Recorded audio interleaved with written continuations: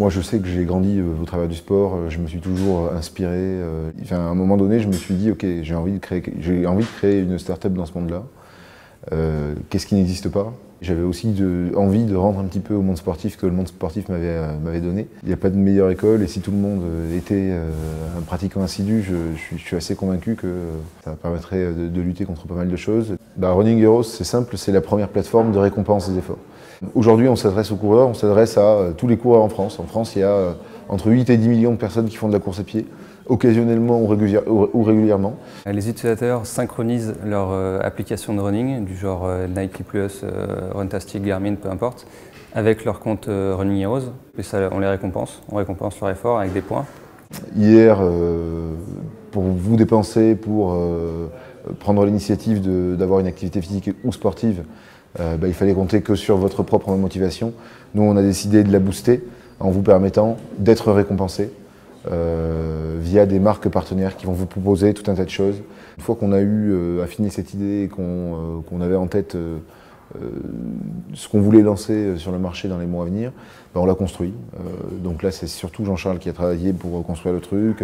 Et puis on a lancé le site et là, il a fallu pour Running Heroes aller chercher les premiers partenariats, donc décrocher les premiers contrats, ce que j'ai fait moi de mon côté. Et puis après, tout est allé assez vite. Nous, on a lancé Running Heroes, je me rappelle, c'était le jour du printemps en 2014 et on s'est dit le jour du printemps, on va mettre les gens à courir. 2 semaines après, on avait 2000 inscrits sur Running Heroes sans qu'on ait fait grand chose. Et en fait, tout s'est construit plutôt parce qu'on était dans un train en marche qui allait plus vite que nous. Et donc, depuis, on essaye de contrôler ce train qui va à toute vitesse. Donc, pour nous, 1 an, on aura 100 000 utilisateurs. Moi, j'ai pas de compétences techniques, de développement technologique. Et j'ai su tout de suite qu'il fallait pas que je fasse tout seul, il fallait que je trouve une personne pour le construire. Dès mon arrivée à Paris, je voulais monter ma boîte. En fait, je me suis rendu compte que quand on fait du développement logiciel, on peut créer quelque chose et le mettre en ligne à la disposition des gens facilement et rapidement, surtout de nos jours avec le cloud et tout. En start-up, quand on met quelque chose en place le lundi, le mardi, on peut voir tout de suite le fruit de ce qu'on a mis en place. Et ça, c'est super intéressant, c'est super valorisant. Et je me suis rendu compte que la meilleure façon de faire ça, c'était pas de travailler dans une boîte, c'était de travailler pour soi et de faire ce qu'on voulait, quoi. Donc c'est pour ça que j'ai participé à un Startup Weekend où j'ai rencontré Boris.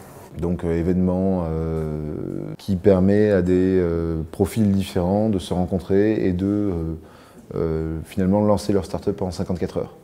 Et quasiment tout de suite, on a continué après le Startup Weekend à bosser ensemble. Chez Running Heroes, j'ai deux grosses missions. Ce qu'on va appeler d'un côté la communication interne, donc ça va être le community management, la gestion de la communauté au jour le jour. Et la seconde partie concerne l'acquisition d'utilisateurs. Donc certes, aujourd'hui, on a quasiment ces 100 000 utilisateurs sur la plateforme, mais comment au jour le jour, on va aller chercher de nouveaux utilisateurs. Quand on a commencé, avec Jean-Charles, mon associé, on était chacun chez soi, en train de se passer des coups de fil, à essayer de démarrer le projet et être un petit peu seul. Il y a des vraies raisons d'être démobilisé, hein, si on n'a pas une vraie persévérance, si on se dit pas de toute manière maintenant je suis lancé, j'ai plus le choix, il faut que je continue. On parle souvent du temps, des dures journées, c'est souvent ce qui me revient moi quand on me dit alors c'est pas trop dur d'être entrepreneur. Je dirais que c'est pas le temps le plus difficile, c'est l'énergie. Avoir un projet qui n'existait pas il y a encore 1 an, être aujourd'hui une start-up avec 100 000 personnes inscrites, avec plus de 40 actionnaires fédérés, avec une valorisation sur le marché à un peu plus d'1,5 million d'euros.